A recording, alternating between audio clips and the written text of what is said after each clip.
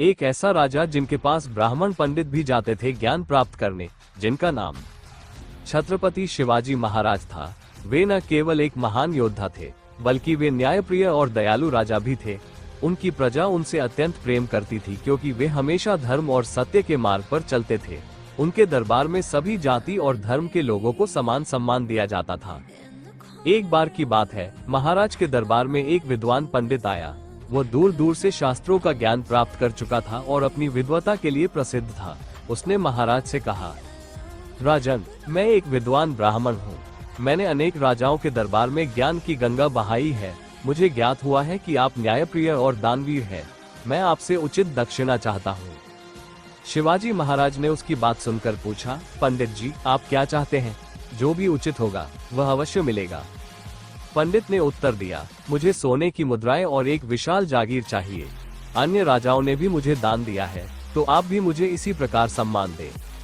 शिवाजी महाराज ने मुस्कुराकर कहा, पंडित जी, मैं आपकी विद्वता का सम्मान करता हूँ, परंतु मैं आपको इतनी बड़ी दक्षिणा तभी दे सकता हूँ जब आप मेरे एक प्रश्न का उत्तर दें। पंडित ने गर्व से कहा, पूछिए महाराज, मुझे शास्त्रों का अपार ज्ञान है। शिवाजी महाराज ने पूछा, राज्य का सबसे बड़ा धर्म क्या है?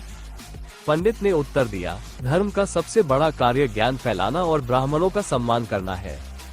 शिवाजी महाराज ने मुस्कुराते हुए कहा, परंतु मेरे विचार में राज्य का सबसे बड़ा धर्म न्याय और प्रजा का कल्याण करना है।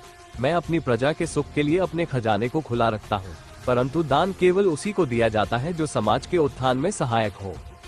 पंडित यह सुनकर निरुत्तर हो गया।